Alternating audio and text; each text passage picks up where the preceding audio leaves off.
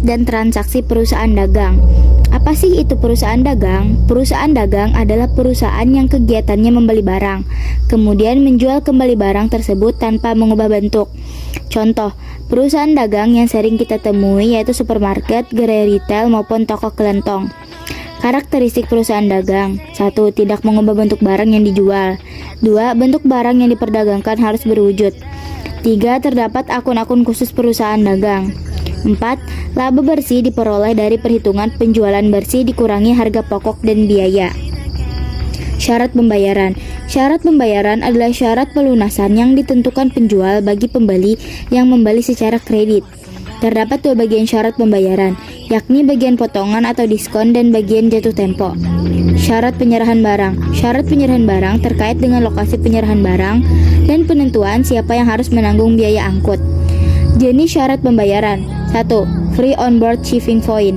Transaksi penyerahan barang dilakukan di pelabuhan penjual. Barang sudah menjadi hak pembeli saat barang sudah ada di pelabuhan penjual. Risiko dan biaya angkut dari pelabuhan penjual ke pelabuhan pembeli ditanggung pembeli. 2. Free on board destination point. Transaksi penyerahan barang dilakukan di pelabuhan pembeli. Barang sudah menjadi hak pembeli saat barang sudah ada di pelabuhan pembeli. Risiko dan biaya angkut dari pelabuhan penjual ke pelabuhan pembeli ditanggung penjual. 3. Perangko gudang penjual. Transaksi penyerahan barang dilakukan di gudang penjual. Barang sudah menjadi hak pembeli saat barang sudah ada di gudang penjual. Risiko dan biaya angkut dari gudang penjual ke gudang pembeli ditanggung pembeli. 4. Perangko gudang pembeli. Transaksi penyerahan barang dilakukan di gudang pembeli. Barang sudah menjadi hak pembeli saat barang sudah ada di gudang penjual. 5. Cost, insurance, and freight. Penjual menanggung biaya angkut barang. Penjual menanggung biaya asuransi untuk risiko selama perjalanan. 6. Cost, insurance, and freight inclusive commission. Penjual menanggung biaya angkut barang. Penjual menanggung biaya asuransi untuk risiko selama perjalanan.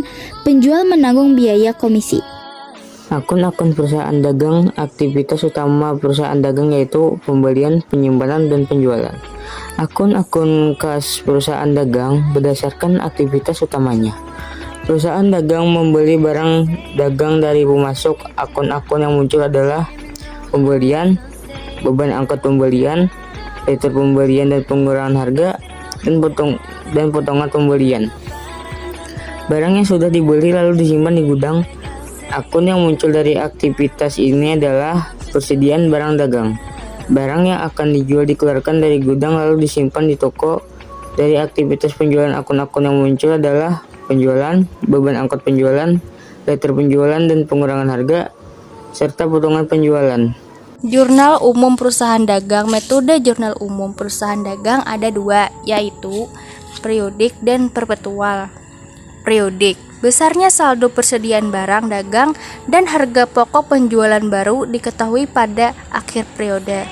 Terdapat akun pembelian beban, angkut pembelian, retur pembelian, dan potongan pembelian.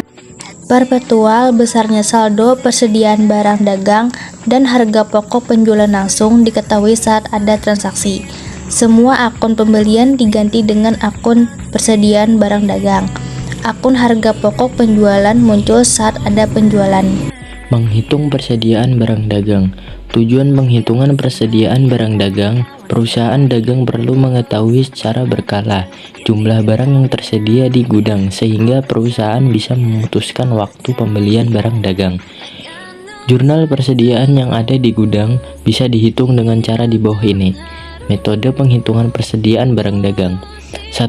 First in first out atau FIFO adalah nilai barang yang pertama kali masuk menjadi nilai barang yang pertama kali keluar.